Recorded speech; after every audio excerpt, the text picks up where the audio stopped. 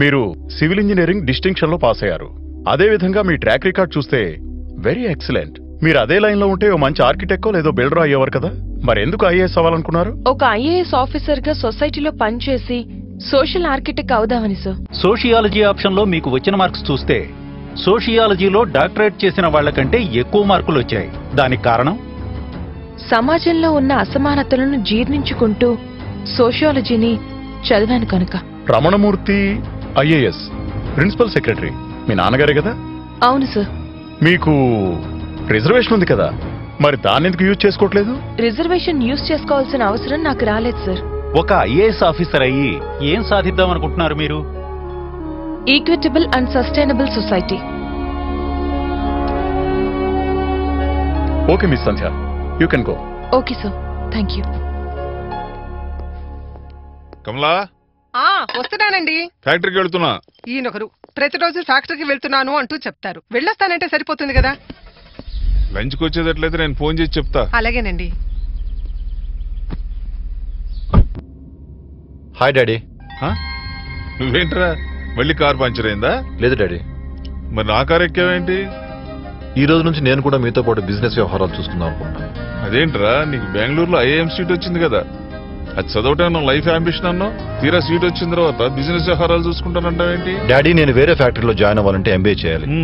నేను 2 years MBA చేసి time waste చేసుకునే దానికంటే మీతో పాటు ట్రావెల్ చేసి మెలకువలు నేర్చుకున్నాను అనుకోండి, 2 years అడ్వాన్స్ గా రెస్పాన్సిబిలిటీస్ తీసుకోవచ్చు కదా. బానే ఉంది. ఓకే, నీ ఇష్టం. Thank you daddy.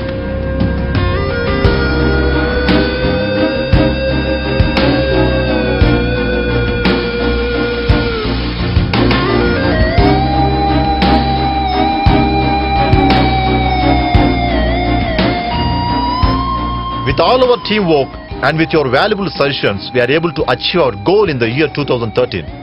But 2014 is going to be a very tough year and challenging year for us. So let us have a plan. Excuse me? Yes, please. Congratulations. We have won 300 crores tender, sir. That's a great news, man. What a great news. Wow.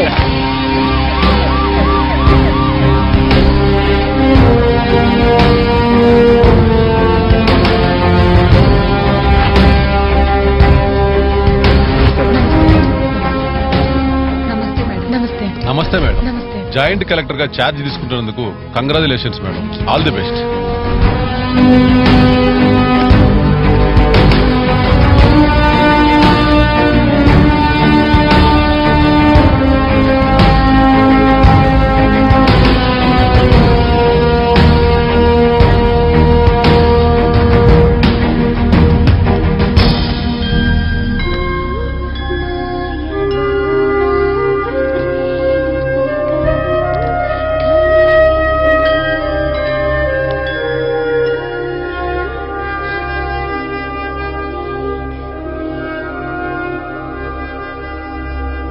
చేసే ప్రతి transaction cash రూపంలో కాకుండా ఈ cash రూపంలో జరగాలన్నమాట. అయితే ఇది అంత సులభమైన పనేమీ కాదు. చాలా చేయాలి. ప్రతి ఒక్కరిని ఎడ్యుకేట్ చేయాలి. చాలా డిజిటల్ ఎక్విప్మెంట్స్ ప్రజలకు అందుబాటులోకి తేవాలి. ఇదంతా అయ్యే పని కాదు అనుకుంటే మాత్రం పొరపాటే. క్యాష్లెస్ కంట్రీ అంటే చేతులతో డబ్బు మార్పిడి లేకుండా కేవలం ఆన్లైన్ ట్రాన్సాక్షన్స్, ఆన్లైన్లోనే చెల్లింపులు, వ్యాపారాలు చేయడం.